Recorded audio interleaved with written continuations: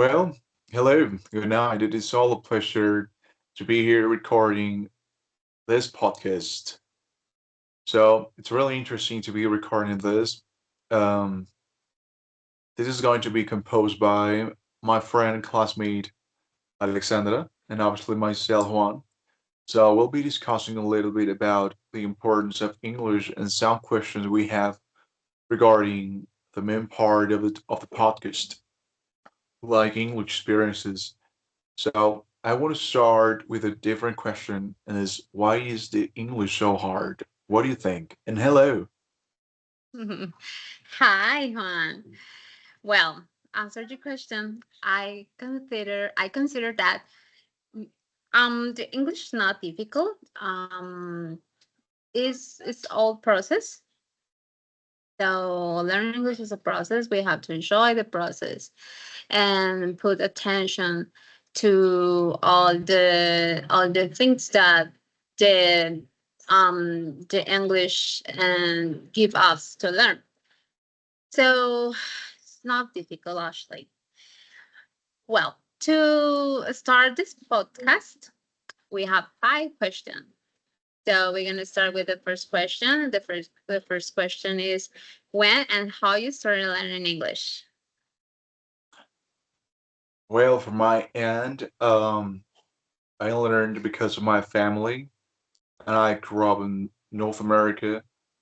I was working in Colombia, but I lived a great amount of time in Texas. So, because of my paternal family, I was able to acquire this language as a secondary language. Because I was really a child, I don't know if I can consider this language as now a secondary mode of language. So, it was a very interesting process. It was a very interesting journey on how to acquire this language to my everyday life. It was pretty interesting, but it was very beautiful until now. How about you? Well, I consider that my process learning English started when I was 6 years. I think so. I think so. I have 6 years. My mother gave me a movie, and the movie was about a princess. So it was in English, obviously, but the movie have a little traduction. So when I saw the movie, I thought, oh, I English. I really like this language. So I think that time start my process. So well, we have the second question. The second question is what key challenge and how you overcame them? What Well, that's a very interesting question, honestly. Well, my case, it was I wasn't able to understand native speakers at first, and because I was taught from a very grammatical part when I was exposed to real American life, I realized there was too many mistakes. And obviously, guess who was making mistakes when was talking to people? Obviously, it was me because as well as we speak Spanish, we speak using a lot of grammatical errors. That is really natural for us because the important part is communication. So that was my challenge, like to learn how to understand the mistakes and how to correct them. How about you? What was your case? well, my kids challenge. Um, I have a key challenge. I'm not overcame them yet, and I have a hard process. I have a hard process because for me it's really difficult the writing skill. So I'm trying to work in that, and it's a process for me. It's a process because I don't have enough time to focus in my career um and and, and just a little hard.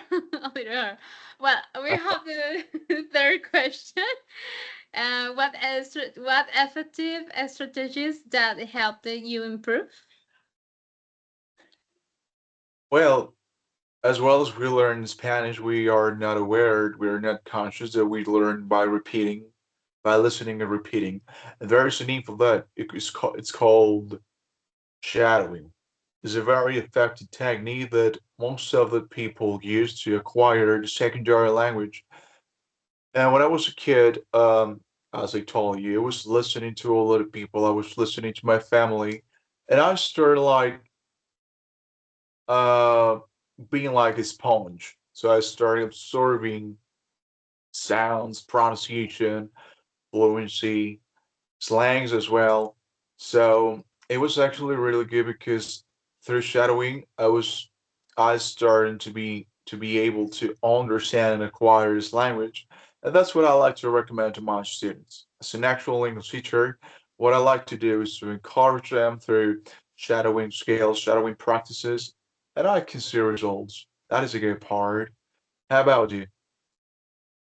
Well, about me, I have not. I don't have that strategy. I don't have that strategy like you, but I have some little tips.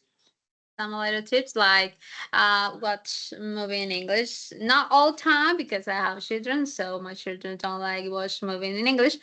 And by I listen music in English. I follow teacher English and on TikTok and YouTube. So that's a little strategies for me that help them improve in this process. Okay, that's actually very good because I can hear results. I can listen to the results. That is actually real good. Yeah. Well, we have this fourth topic and this memorable experience related to learning English. Well, the memorable experiences. When it comes to talk about memorable experiences, I start talking about the past because, well, actually, I'm really happy with Cambridge, the place I work, because grammatically, I've learned a lot from that place. Not even from the university, because I haven't learned anything, but from Cambridge, I just like learned how to speak correctly and properly this language. That is actually really good. But if we talk about the past, when I was a kid, a more good experience was when I started to understand that Spanish was harder than English. And when I was learning Spanish at high school, because that was my subject, I used to help my partners, my classmates, I'm sorry, and they used to help me with English. I was really curious. So I was like my memorable experience. How about you? What do you have? Well, I have a little experience, memorable experience, when I was like 16 years old, and I was studying an institute, an English institute. So, one day my classmates, no, that day none of my classmates went to the class, so the class was with a broad t-shirt, and for me, I was a little shy at first, but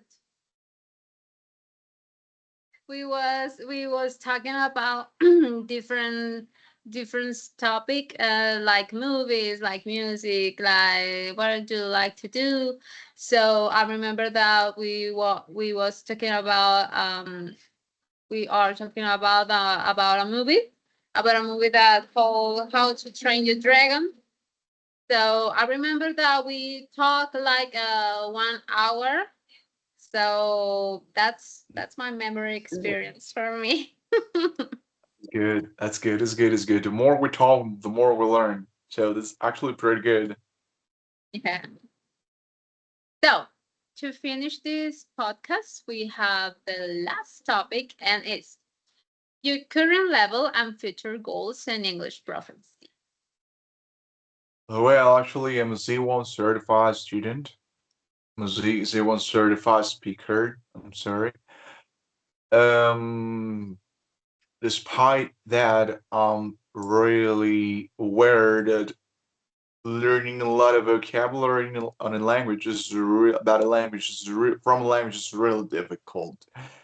There is English for specific purposes, and the same is with Spanish. There is a lot of vocabulary that I don't really know very well. The same is with English, so I would like to be more conscious about our vocabulary and try to use a little bit more of it. So that's my goal. And obviously, I want to keep teaching English. I want to try to be a very good teacher in the future, in the common future. And yep, that's what I that's my expectation. What are your expectation or what's your future plan? Well, to first, my level English is B2. I hope finish my career with C1. And we have to finish this career with Yeah, C1. But you have hopefully. that level. I'm not. And I think that my future goals is improve my vocabulary and finish my career on time, and obviously, and I hope specialize in university teaching. That's my future goals. Okay. You have like a very good trajectory on things you will do in the future. That's actually very good. I like those dreams. I like the inspiration you have to to get those expectations. That is actually pretty good, and I like it. Thank Well, you. well, well. I think we have finished our podcast. It was really good, and I like it. I hope to get together with you in the common future. So I for hope me, to. honestly, yeah, it was all a pleasure. I It's a have to pleasure get for back to me. the battle in the future. I'm sorry, what? I'm sorry. It's a pleasure to me too. Yeah, of course, 1,000 times a pleasure. So I hope we'll be in touch in the future. Have a good day. Thank you. But remember one little thing. Um, Yeah. I want to give you a reflection. I don't know if you have one reflection about Oh, this podcast. thanks. Let's Okay. go and try. Well, my reflection is a brief reflection. Okay. Well, and I'm gonna read this. And the process to learn anything is to be constant. When we learn to cook, when we learn to ride a bike, when we learn to swim, but when we learn one more language, being constant is fundamental. Practicing in all possible ways. At that moment when we begin to understand that and say, "Oh, I'm really understanding better," and it's the time to give up and continue. I feel that I'm still in the process. I do not feel complete, but I continue to insist, recognizing recognizing the strategies that best go with our process, and it's also important. So it is a tedious process, but not impossible. Okay. God damn, honestly, it's a very good one. There is an English expression, similar to what we say like, me la que pensar in Spanish, and it's give food for thought. So your reflection gave me food for thought, honestly. I like that reflection. Well, if I try to reflect a non-reflective person, it's really important to be conscious that everything is a process. And most of the time we win, but some of the cases we fail. This is not about victories. This is not about beating. This is about learning and enjoy what we're doing. That's really important to take to take care of, honestly. And when it comes to English, when it comes to learning this language, I realize that sometimes, and most of the time, people feel like depressed or really sad because they feel English is not coming out of the mouth. They feel like they're not doing a very good job. But as I like to tell them, everything is a process. We have to start from scratch. We have to fail. We have to cry, and we have to feel like we ain't doing anything here. But that's part of life, you know.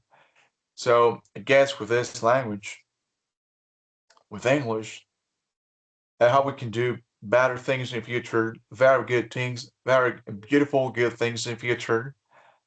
And I hope that this country can get like a bilingual, bilingual part, you know.